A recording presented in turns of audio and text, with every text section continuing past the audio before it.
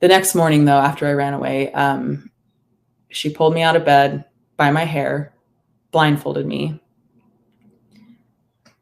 tied my wrists, tied my legs, put me in the car, and just started driving. And I think we stopped at what I'm assuming at a gas station. And at the gas station, she screamed at me to lay on the ground because I was manipulating people. If people could see me, I was manipulating them into thinking something was wrong. So I laid on the ground of her car, and she drove for what felt like hours. Hey guys, welcome back to my channel, and today we've got a very special guest. Well, it's not my guest, it was a guest on the Mormon Stories podcast, and it happens to be Ruby Frankie's better known sidekick, Jody Hildebrandt, her niece, who has come forward to tell her of her own particular story of how Jody, her aunt, abused her and did the most horrible things. And it's very similar to what's happening now and very, very relevant. So please stay tuned. We're going to take you through the best of it or the worst of it, whichever way you're looking at it. And if you don't know who Jody Hildebrandt is, by the way, because it's not been talked about as much as it should have done, really. Obviously, Ruby is the more famous of the two and has been getting a lot more headlines, but Jody is horrendous. We've put the link on the bottom of every single post. So all you have to do is click the link and give us a 5-star review. That's as simple as it is.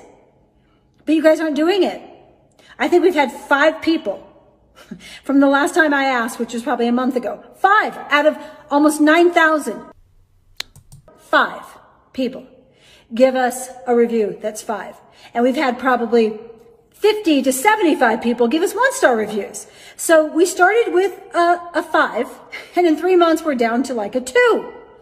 Now, do I care about what Google says about me? I don't care at all. So I'm asking you, please, please, please, to help your other brothers and sisters know that this is a safe, principled, honest, responsible, and humble platform.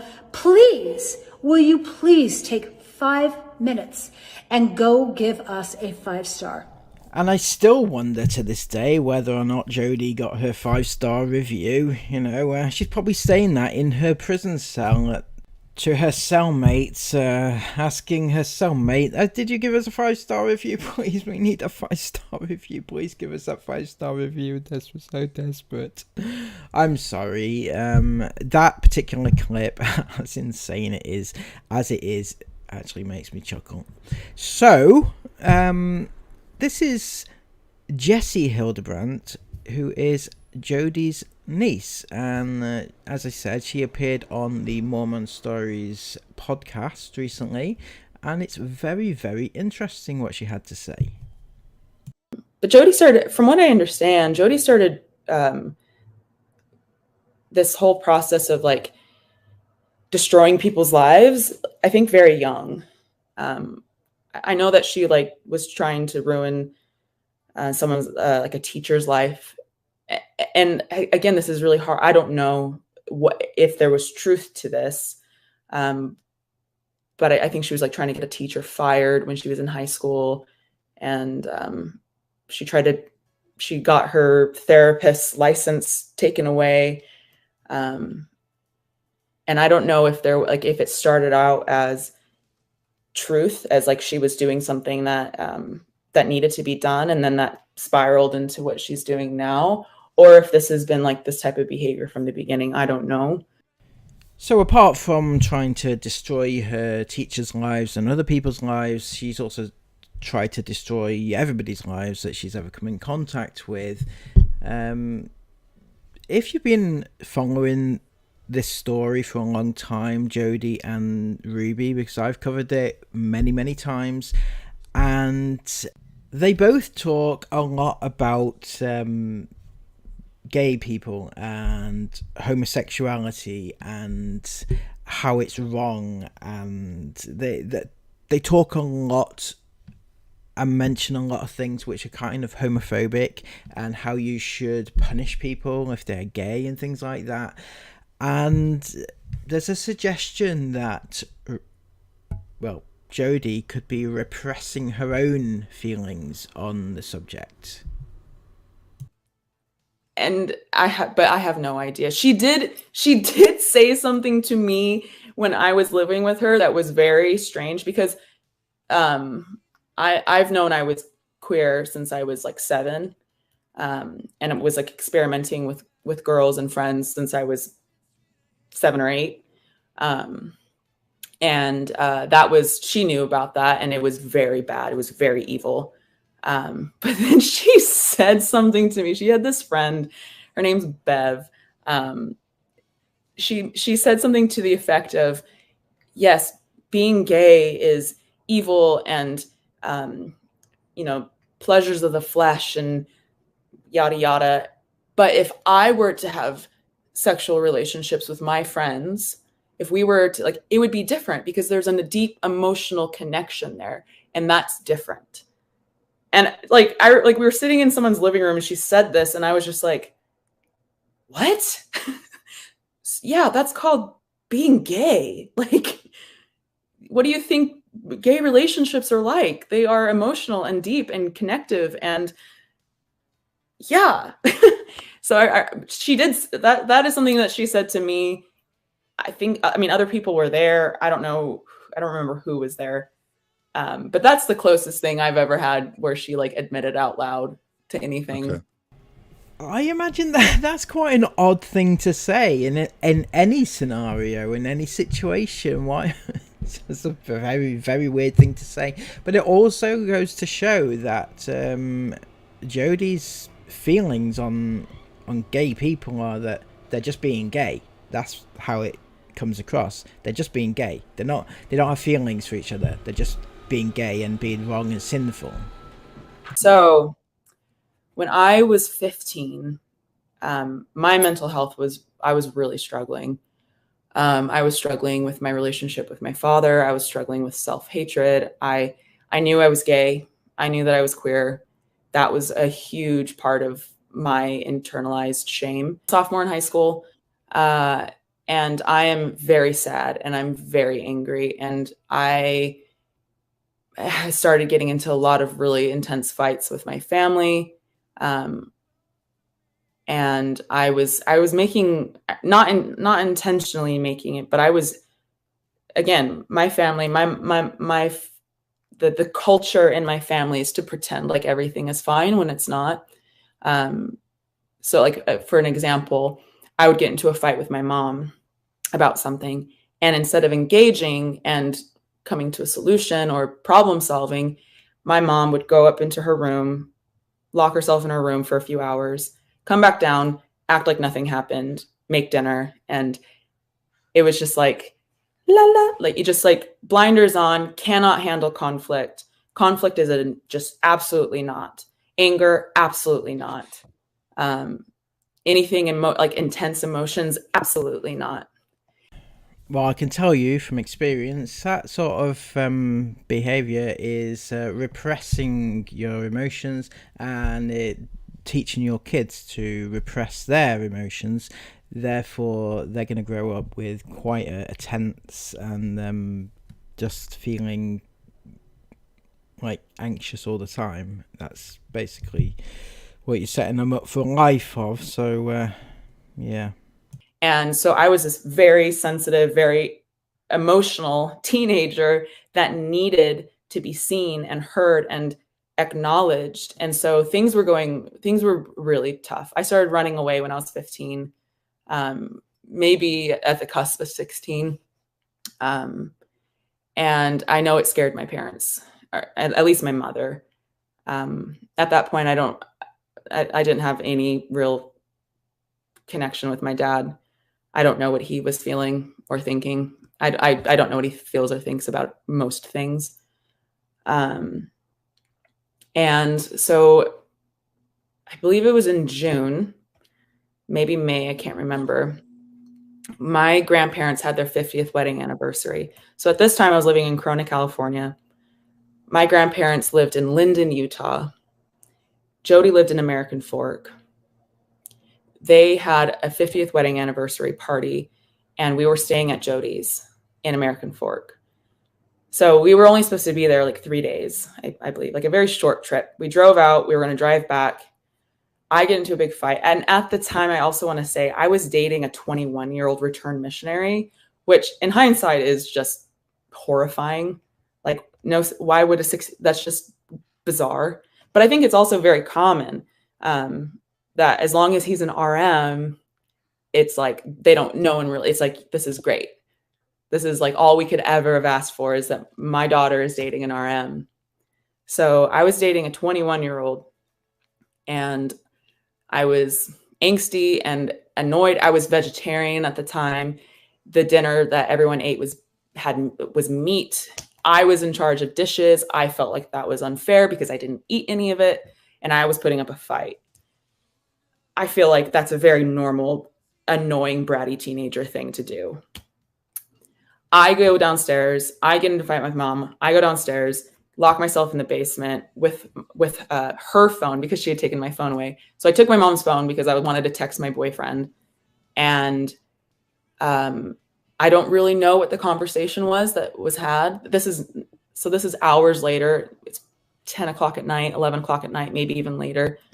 All I know is that Jody and my parents had a conversation. Jody told them to leave me with them, or me to leave me with her, and for them to just go and to not say anything and to just pack up the things and just go. And so a few hours later, I get a knock on the door. I was asleep. And it was Jody and my grandparents telling me that my family had left and I wasn't going with them, and that my life was about to change pretty dramatically. Imagine that. Imagine just imagine you're sat there, minding your own business. You're in a place you're not necessarily happy with anyway, but your parents just decide to leave you behind and bugger off to back home and leave you with your aunt, who is now just going to take care of you in her own inimitable way. That is insane. That is insane. And surely, to goodness, okay, I'm not from the US, obviously, but surely there must be some sort of law against that. I still remember that moment as just, it's completely galvanized itself onto my soul. It was, in movies when they do they zoom in and pull out at the same time, it was like, that really wild kind of effect. That's how it felt. And, everything changed in that moment. And then in the beginning, the restrictions were lighter, but everything was revolved around my worth. So anything that gave me a sense of worth, I was not allowed to have anymore. I had really long hair that I loved, had to cut it all off because it gave me a sense of worth. Going to school gave me a sense of worth, not allowed to do it. I was homeschooled for, I think, about half a semester until I was not allowed to go to school at all. And I was very good at school and I really liked school. So denied education as well. And I'm sensing that this is the beginning of the story of what she went through, obviously. And you can see from the outset that a lot of these traits are what we always thought about Jody anyway, and what we saw coming across on YouTube from watching her, and it was always there, but worse than we ever imagined. But again, anything that gave me a sense of value or a sense of worth, I wasn't allowed to do because it was ego and it was bad and it was distraction from the darkness that was inside me, the shame. And it's so darkly ironic that her whole thing is about shame. Like her whole therapeutic modality is like contingent upon this idea that shame is so bad and evil. And that's what's causing this like issue in like mental illness and the issues of your soul. It's just, if it wasn't so horrible, it would be funny. See, it's at this point I'd like to remind people that this is a lady, Jodie, who was ingrained into the Mormon culture, but truly believed the shit that she spouted, and it's kind of because of the religion, but I don't want to excuse what she's done, any of it, because at the end of the day, it's, you know, it's her own autonomy. She decided to do it. Maybe there's an element of mental health issues in there, but I can't excuse any of this. This is insane. The punishments were always so extreme in my family to things that, like when I compared it to like things my friends were doing, that would just get little slaps on the wrist. Like I got grounded for 3 months for having a MySpace. And I'm certain my parents would correct me and say, no, you were grounded for 3 months because you lied about having a MySpace. But that is like, I was grounded constantly. I was anything that would like, the thing that the Mormon church, one of the things that's so tricky about it, and especially when you're leaving the Mormon church or any sort of like Orthodox religion. I'd like to take this opportunity to ask anybody in the audience here who may know more than I do, because I've heard it mentioned a couple of times now from different people that when you leave the church, when you leave the Mormon church. Now, I'm not religious. I'm not Mormon religious, right? So what do they mean when they say leave the church? Because surely if you don't want to go to church anymore, you just don't go, right? It's not an obligation. If you are religious of a one sect, you know, you can change your mind. It's not an obligation. It's not a lifetime commitment for anything. You know, you have the choice to do one thing or another. But I've heard somebody else say that they had to leave the church and it would be difficult to leave the church. Why is it difficult to leave the church? Is that your barometer for right and wrong is so skewed. Distorted. It's so distorted, where having a MySpace, drinking a coffee, murder, sex, like it's so black and white, and there's not a hierarchy of like, maybe this is worse than this, like everything.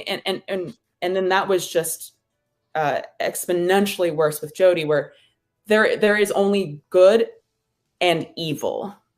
I absolutely believe that. I do, having watched enough of the Connections and Mums of Truth pages. It's just, it comes across very much like it's either this or this. There is no in between, and there's no in between, and most things fall into the category of evil. So, but that was like the thing that Jodie is so good at, is that she's so good at seeing her victims, like using what's there already. So she saw me as an angry teenager, and so she's like, I could use this, you know, like, oh, you're angry because you're evil. You're sad because you have so much sin inside of you. Oh, you've kissed girls? Oh my God, you are just Satan himself. See, that's interesting, because later on she goes on to say how Jodie thought that Jesse was manipulating people, but this sort of abuse here, this is master manipulation that people place on others. You know, they use what is an insecurity or what is an issue with that particular person, and they use it to their advantage in whatever way. That's manipulation. And I don't say this hyperbolically. Like, she genuinely believed, literally believed, that Satan was working through me. And your mom, your mom, my aunt. Oh, Jodie, okay. And she literally believed that Jesus was working through her, and that she was fighting Satan on a daily basis, not just with me, but also with her clients. And she would tell me that all the time, that these men that she was talking, but specifically the men, that she was combating Satan on earth every day. And that, and that was like, you know, and I believed all of this. So I was like, wow, like my aunt's powerful. Like she's fighting Satan. Like, Yeah. wow. And that's what I mean when I say it's all down to the church, or how Jody is within herself, like mental health issues or something, because nobody rational thinks like that. And to actually believe that you are fighting Satan and that you have God within you personally is just not logical, right? And that's not a non-religious statement. It's just the truth. That's, you know, that's truth. And it must be so difficult to combat somebody who believes this and thinks this way. How would you sort of argue against that? But yeah, no, she's been very like, this is crazy thinking about it now. I used to do her billing. Social media? Oh. No, I did her billing. Oh. And she would bill the church. And so like every client, essentially, I would say like the vast majority of her clients were from bishop recommendations, just based off of the billing that I would do for her. So the bishop and the church were recommending clients for Jody, and basically funding Jody's whatever it was she was up to in her therapy sessions. That came directly from the church, and that can't be right. I'm sorry, that can't be right. And the church knew, at least my local ward, Bishop Bangeter knew what was happening. And this is getting a little ahead of the story, but people in the church in my ward started becoming very nervous about what was going on. They were becoming very concerned with just my physical, like what I was looking like in the church. And they went to Bishop Bangeter and voiced their concern about, like, they're like, something is wrong. And Bishop went to Jody and told her, gave her the names of these people. And she would have, what she did, I had to, the reason why these people thought anything was wrong, according to her, was because I was emotionally manipulating them into thinking that. I would go to church and wear a long face and manipulate them into feeling sorry for me, which was a very common theme about, like, through the entire process of living with Jody, was if someone liked me, if someone felt sorry for me, it was all because of manipulation. And I was a masterful manipulator. Constantly, I was told this. Constantly. And this is like Jody's form of, you know, the people who are constantly putting somebody else down, constantly saying that you're bad. You know, the husbands who put the wives down all the time. You're horrible, you're ugly, you're this, you're that, nobody likes you. And the same where parents do it to their own kids. You're horrible and nobody likes you. Why would anybody like you? And that's what is drummed into them all the time. And it's the same here. And this is what Jody's doing to Jesse, to the point where, I mean, I believed it. I was like, you're right, I must be this horrific. And I was already believing I was evil because I was gay. And so, like, she plays into things that are already there. She finds the hot point and then drills into it. And she does this. I almost guarantee anyone that comes forward with a story about Jody, this is what she did. And so I had to go around. We drove to all these people's homes, and she sat me in the car. She told me exactly what I was going to say to these people. She coached me on every word, and I would go in and I would have to apologize to them for manipulating them into thinking that something was wrong, and that Jody was actually saving my life, and that that God was, this was all brought because of prayer and revelation and visions and dreams, and that Jesus was, and it sounds ridiculous to say now, but at the time it's like, I said, like, Jesus is working here. And it, like, the way she would describe it to me, because she would talk to me a lot about what was happening and why she was doing it, in very, very abusive ways. But she would say, like, we have to do these extreme things because this is spiritual surgery. And that's how she would rationalize it, is that it has to be extreme because we are surgically removing the sin. We're surgically removing the sin from your soul. We're surgically removing Satan from you. And so I would go to house to house. She would tell me exactly what to say. She was in the room. If I would deviate at all from the script, she would be like, and she would pull me back. And then I would be like, I'm sorry, I just try to manipulate you in this moment.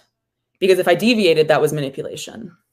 And unfortunately, they are the best manipulators, the ones who use manipulation to get you to do whatever they want to do. And it also makes them look good. And that's how she looked good, because everybody else was pussyfooting around her because they were manipulated into believing her shit. And that's the way she worked. But Jody also was convinced that I was a drug addict. She was convinced I was a sex addict. She was convinced that I had abortions. She was convinced that she was convinced of so many insane beliefs. Like, and again, to use the domestic violence analogy, it's the same sort of thing when men or women are telling their partners, you have done this, haven't you? You have done this. You must agree with me that you've done this. You definitely have done this, until they break down to the point where they say, yes, I have done this, even if they haven't, because they just want the abuse to stop, because the other person is drumming it into them that is what they believe, so it must be the case. And she would, I know I mentioned this on like text, she would rationalize and validate these types of behaviors through dreams and visions. She would have these dreams that, like, God came to her and told her that I had had an abortion. And so no matter what I said, I was a liar.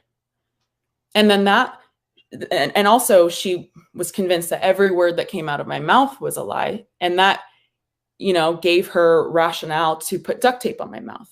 And that's why I was always duct taped.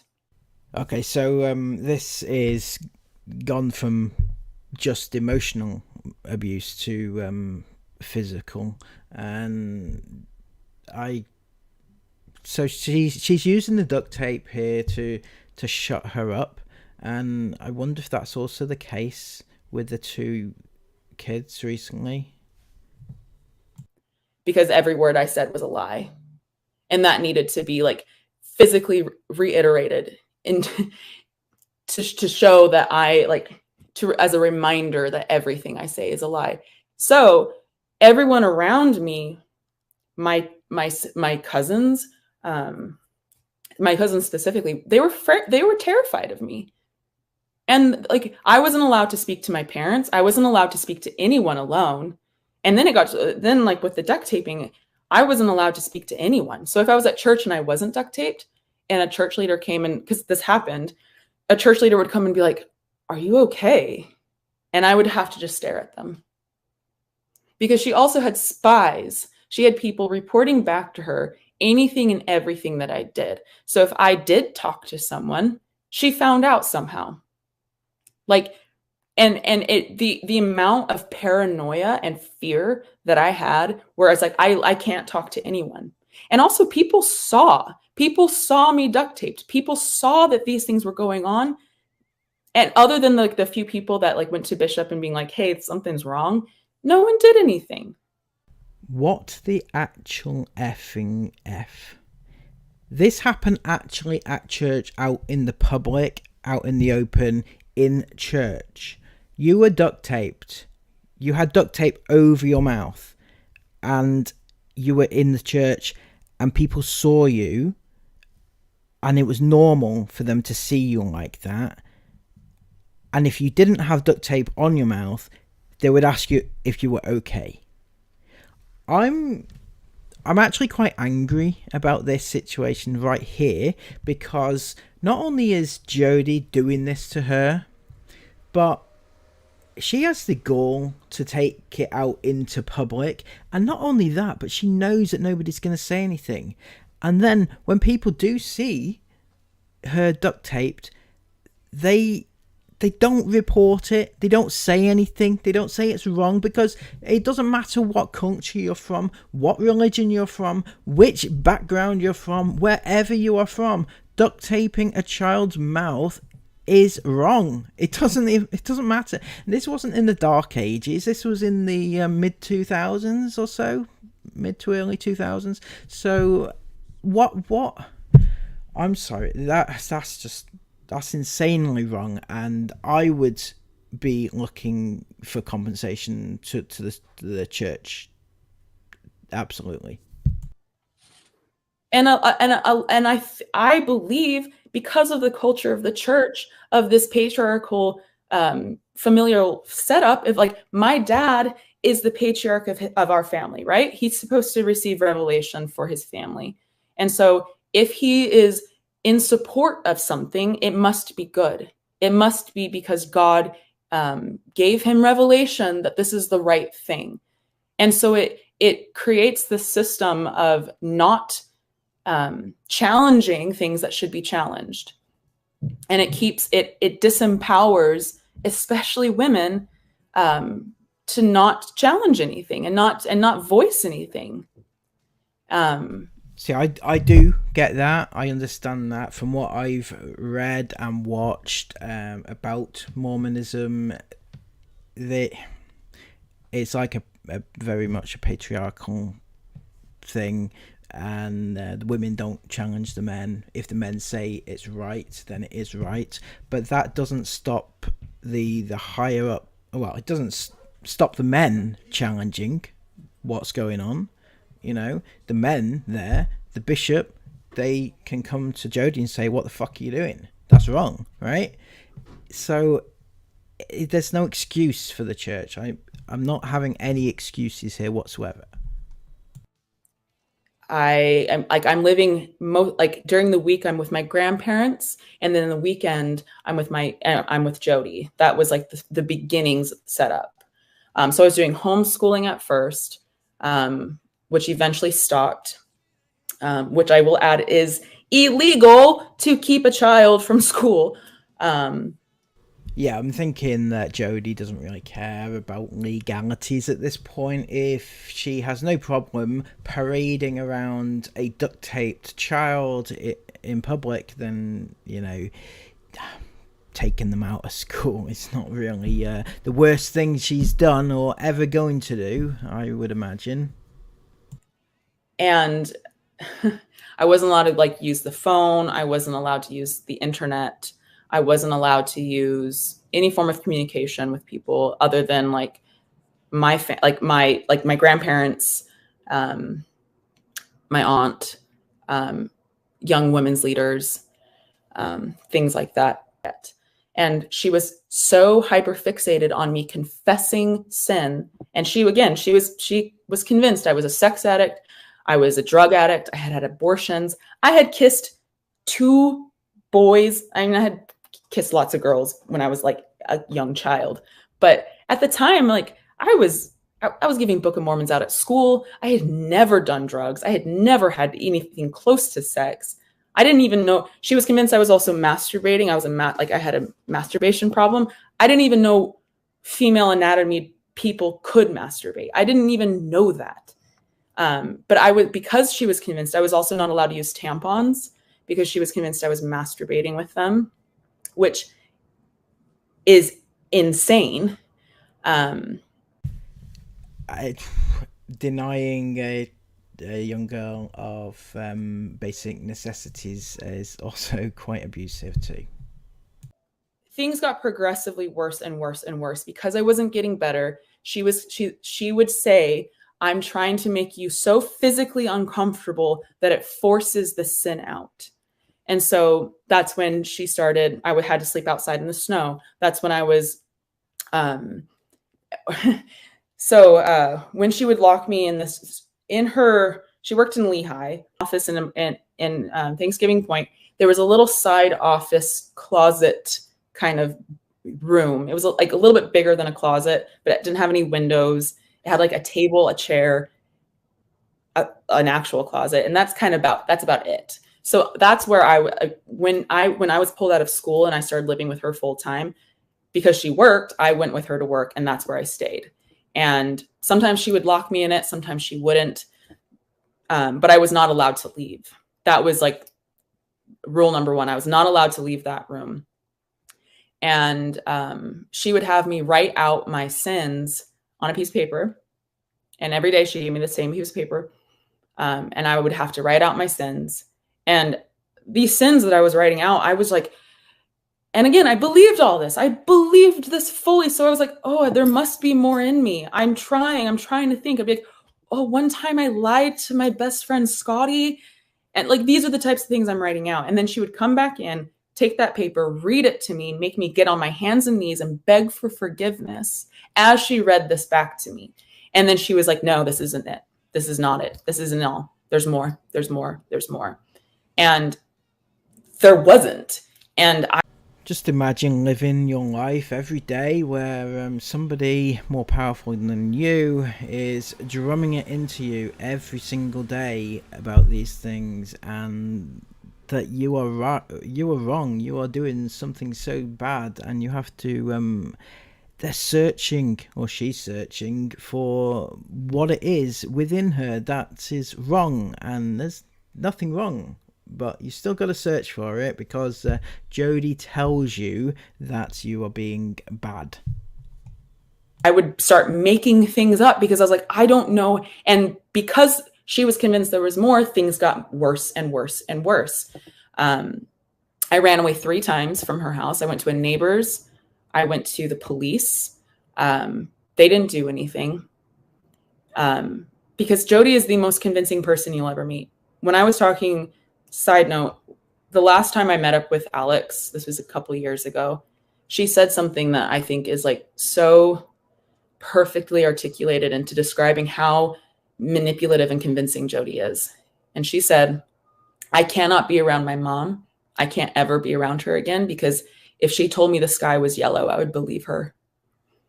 She has this ability to like alchemize, like just get into your soul. It's like it is horrifying, and there's no real way of explaining it to people unless you've experienced it, or if you've experienced this level of emotional abuse. There's no way of really like there's no way of understanding it.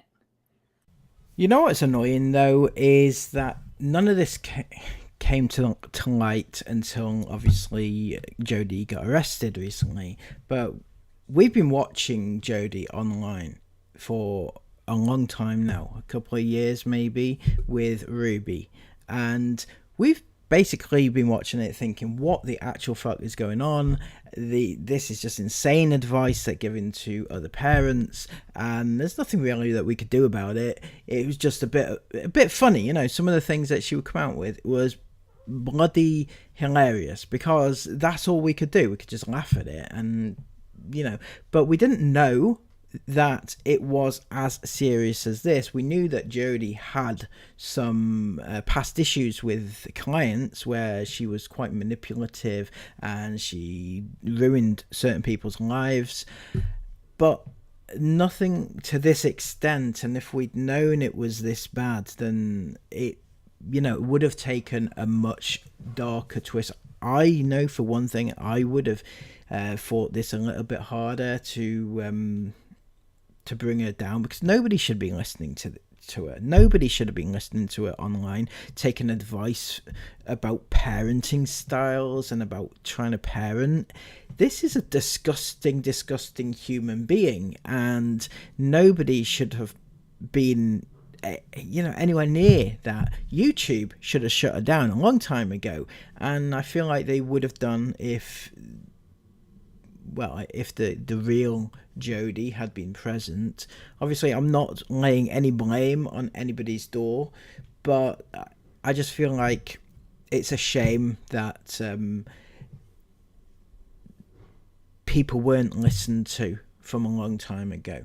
People were not listened to because they were part of the Mormon church, and the leaders decided that Jody was a good person, so be it. And that's just the way it is.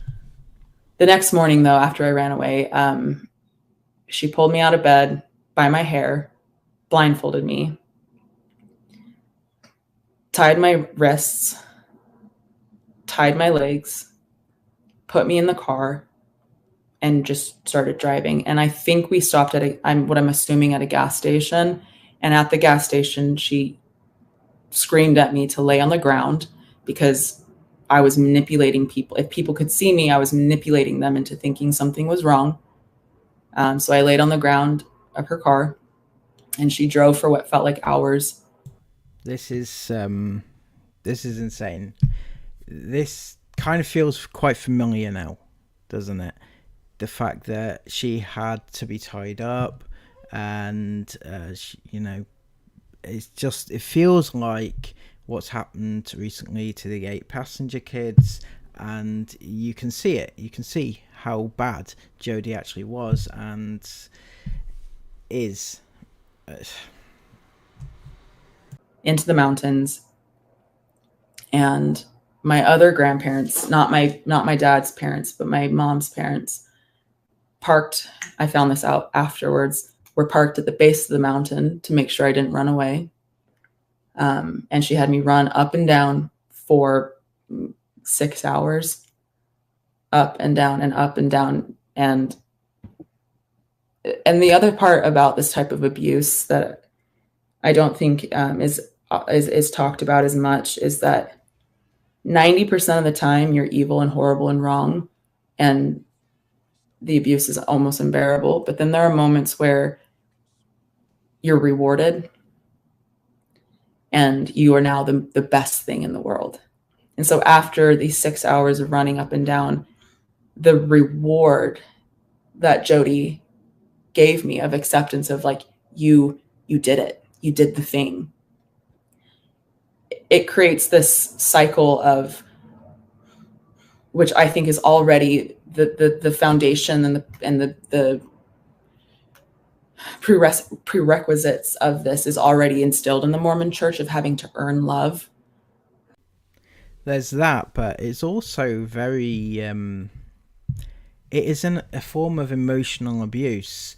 Like, you get put down, you get put down, you get put down over and over and over and over again, and then you do the thing that they wanted you to do, and it's like, oh my god, you're amazing, you're this, you're that, you're amazing, let's give you a treat and everything.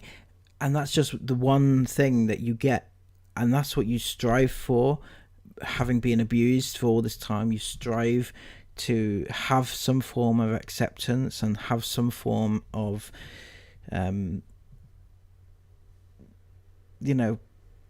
to be given some form of love and attention and be accepted.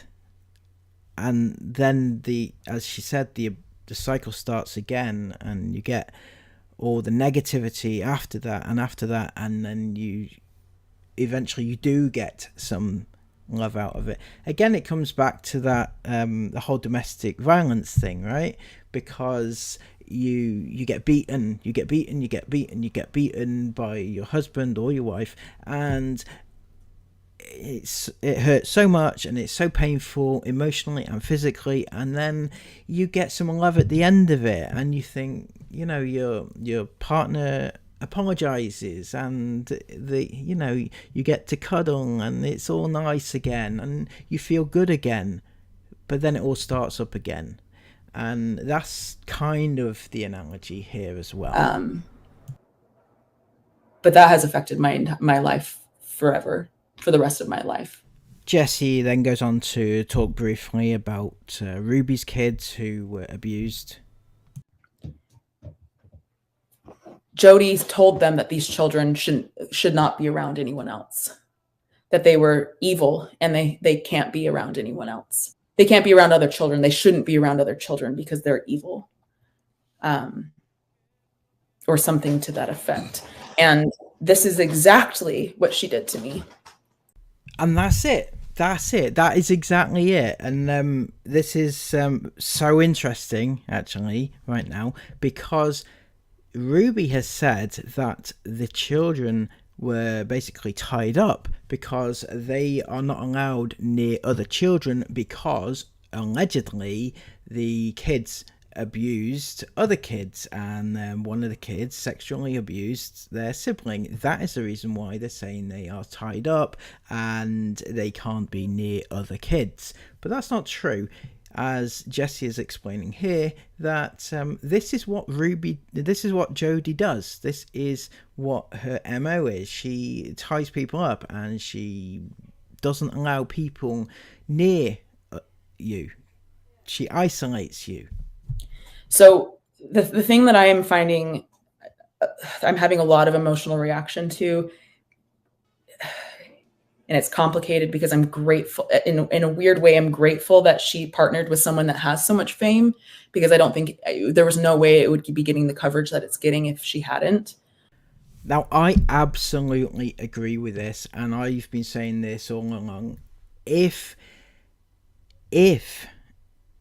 it wasn't Ruby that was involved in the situation, it would have been brushed under the carpet. If it was some random kids that were, just from the Mormon church, probably wouldn't have even made the news. The fact is, Ruby's kids, and she is very famous and everybody knows her, that makes it so much worse. But it also means that it's brought to the forefront and has brought Jodie into the forefront of everybody's attention. But Jodie is the mastermind here, not Ruby. Ruby is still responsible and should be arrested for harming her children for sure. Absolutely this spot on right here is exactly why you need to watch this video, right? Because I've been saying from the start, and nobody else, I don't think, not so much anyway, have been saying this. I've said since watching their connections and Mums of Truth and everything, I've said that despite how bad Ruby actually is, and we know she's bad from all the shit that she's posted on YouTube about her kids and damaged her kids and everything, I've always said that no matter how bad she is, Jodie is the one that is worse. Jodie is the one that's pulling the strings behind all this. And you could tell by the way that she carried herself. You could tell that it was all Jodie that was doing this. That's not to, excuse what Ruby's done, but it's definitely been Jodie, 100%. And I've always said that. And I'm sure Jodie used what it was already there, which is what she does. She uses what's already there to her advantage. Jodie is the one doing this. This is Jodie's therapeutic ideas. These are Jodie's ideas. Again, I've said this very recently as well, that it's Ruby who is bad, obviously, but Jodie takes what Ruby's doing and makes it so much worse. As Jessie's saying here, Jodie is taking what is already there, and that is a bad person, and making it worse. She's taking the fact that Ruby is used to starving her kids and taking food away as a punishment, and using that and making it into what it is now, in which case the kids are not eating at all. That she has been doing for over 14 years. This is not new. This is a pattern. And I cannot, I'm just so grateful that these children, were taken out of that care, not care, but out of custody from them. And that hopefully because of the validation and the repercussions that are happening to them, that their healing will be much faster than 14 years. I mean, she's just playing right into it. She's just playing right into those hands of like, of course I want my child's soul to be saved. Of course. Yeah, no, pornography is the worst thing, is so evil. She believed if you watch porn, her belief is if you watch porn one time, you're an addict. And that's another thing. That's just explains so much, because what has Ruby come out with recently? My child is a porn addict and has been watching porn since they were 3 years of age. Now, isn't it more than likely that they maybe stumbled across a porn magazine or a website or something? Maybe just stumbled across it once. Maybe it was just in the newspaper. Maybe it was a page 3 girl. I don't know. They don't do that now. But anyway, that sort of thing. And Ruby has just said, it's porn addict. Yeah, absolutely. But as Jesse's saying here, if you watch porn once, you're an addict. And obviously that's not true. And if you're an addict, which that would make most people of the universe an addict, then you need surgery because you are sick and Satan is working through you. And so, and I think it also plays into this, like, you are special kind of belief that I think a lot of people, like the Mormon church, kind of instills, which is something that I had to like really unlearn, because I held on to this belief for a long time that like, oh, all of the suffering is for a purpose. All of the suffering is preparing me. All of the suffering is purifying me. It's making me humble. It's making me teachable, like Job. And I think a lot of people justify or rationalize behavior and treatment because of that. And so you can't be embarrassing. That is like unacceptable. And so like they would rather just pretend like it didn't happen than looking at it in the face. And like to this day, like can't admit it. My brother told me, like, I read the letter I read. My brother was just like, literally the verbiage, get over yourself. And like both my parent and like my mom and my brother were saying like it must be so hard to carry around such toxic emotions all of the time and just to be so angry. And this makes me incredibly, unbelievably angry. It is, you can't imagine just how bad it is to have, you've been abused and you've had the worst possible upbringing, and that's largely the parents' fault, right, in this case. And they come to you and say, well, what the fuck you're hanging on to this for? Get over it. Get over it already. What are you doing? Why are you still going on? Why are you still banging on about being abused all these years later? What the hell's the matter with you? And this is your parents and your family who are saying this to you. That is so wrong. And I can't imagine what that's like for her to have to deal with. And my brother was like reprimanding me for causing my mom harm, because when I made my mom physically sick for being homeless, that was the response is, how dare I harm my mother for being homeless because I worried her so much. Not like, why did I I wanted, just like, because I just wanted to be homeless. Like that was just like a choice I made one day because I wanted to fuck shit up. Not as like I was escaping a psychopath that you put me in their care, and I was doing everything in my power to save myself, and that was the only option that I could see. I didn't want to be homeless. I didn't want to do these things. Oh, I completely feel your pain. I'm sorry, I'm not laughing at that situation. Now, I don't mean to put myself or even compare myself whatsoever to what she's gone through, because my situation is absolutely nowhere near as bad as hers was. But yeah, when I was homeless, and I kind of got the whole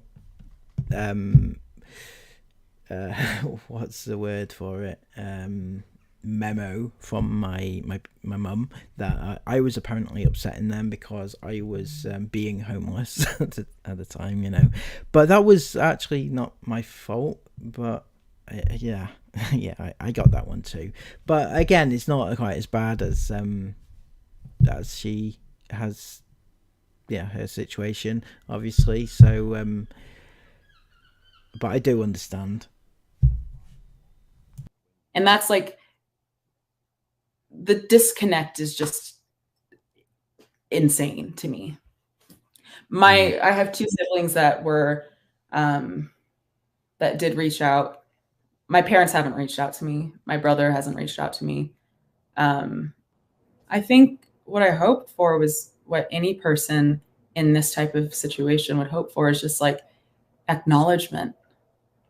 I think that's pretty much the best thing she could have hoped for. Acknowledgement. That's what I would personally have hoped for, is just my parents just to say, not even sorry, well, I would like an apology, but just to say, I'm, you know, you went through this and I know that now.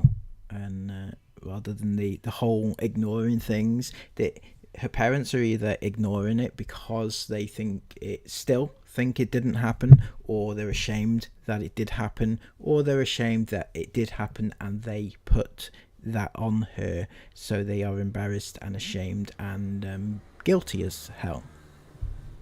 The family. And I got a letter, and my dad is not practicing anymore, but my dad is a lawyer.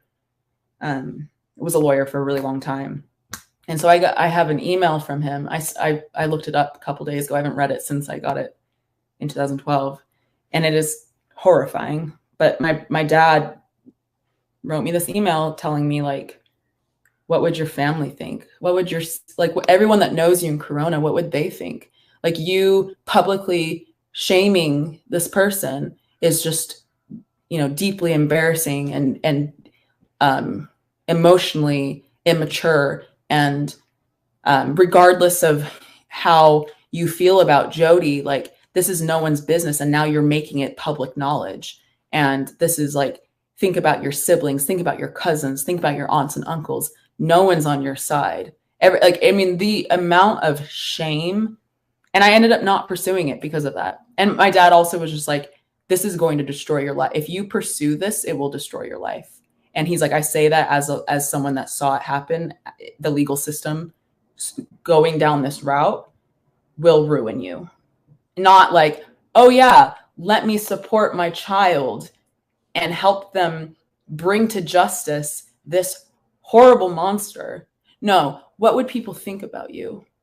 What would your family think? What would your neighbors, what would the people in Corona who you haven't seen? Because my family didn't tell anyone what happened. When I got left, they didn't tell anyone where I was. I guess people wrote letters, never received them.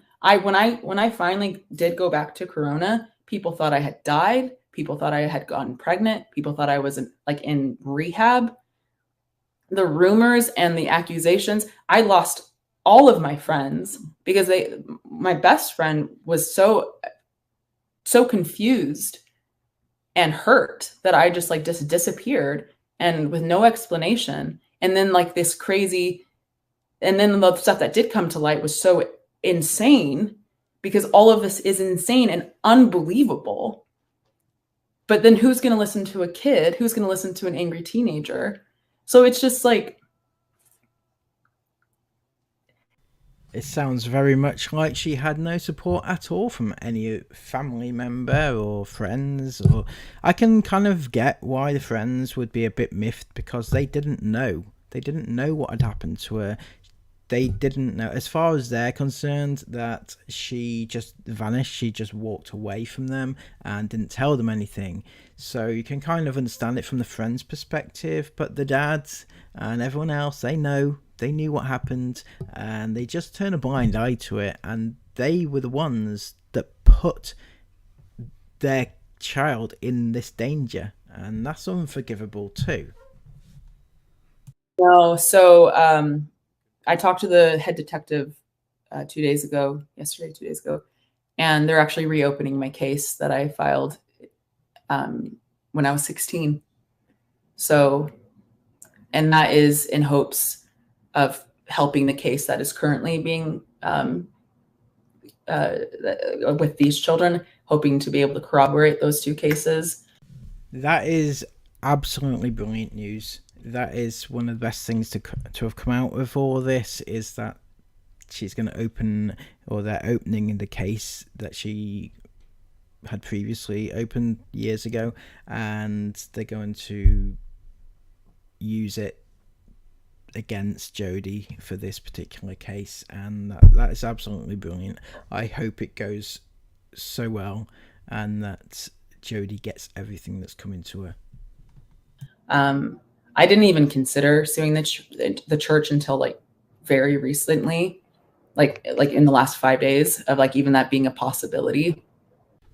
Oh, absolutely, definitely sue the fuck out of that church, right? Sue them, and just, I don't know what you want out of it, but just bring them to justice. But I would also say, apart from what I assume is a civil case against the church, but I would say something criminal should happen. That church should be shut down, or the people inside it, the bishops or whatever, right, should be brought to some sort of justice, because they saw you, and they turn a blind eye to you being bound,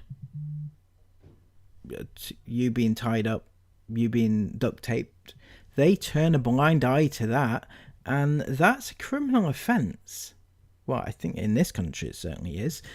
You know, if you see a crime being actually happening and you turn a blind eye to it, that is criminal. And they should actually, in my opinion, they should be brought to some sort of criminal justice as well.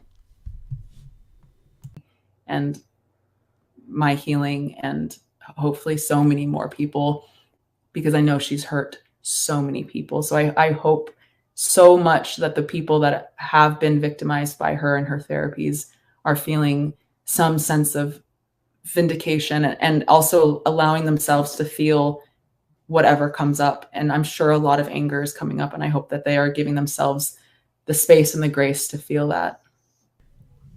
And that's a perfect place to end this, I think. She has carried herself amazingly well throughout all this. She's been very clear and concise and explained everything in what must have been the most harrowing of upbringings. And I'm incredibly sorry that she had to go through any of that, and all the people that have had to go through what Jodie put them through is unbelievable. So thank you all so much for going through this with me. I know it's been a long one, but the original video was over 3 hours long. I've managed to condense it a bit, take out the bits which I felt were of interest, but there are so much more of interest that I didn't put into this video. If you want to go and watch the rest of it, it is an amazing watch. I've linked it down in the description below, and go and give that a watch, give them a view as well, because they deserve it over there on the Mormon Story podcast. And until next time, please give this video a massive thumbs up if you've appreciated this video. Comment all your thoughts down below about this situation, and subscribe to the channel if you are brand new. Until next time, take care of yourselves, and bye bye.